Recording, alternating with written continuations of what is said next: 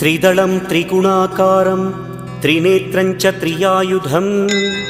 त्रिजन्म पापसंहारम् एकबिल्वं शिवार्पणम् त्रिशाखैः बिल्वपत्रैश्च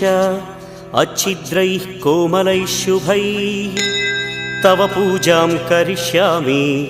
एकबिल्वं शिवार्पणम् कोटिकन्या महादानं तिलपर्वतकोटयः काञ्चनं शैलदानेन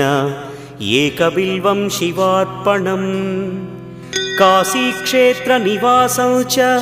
कालभैरवदर्शनं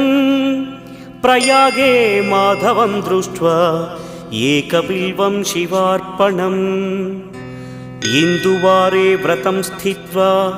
निराहारो महेश्वर नक्तं हौष्यामि देवेश एकबिल्वं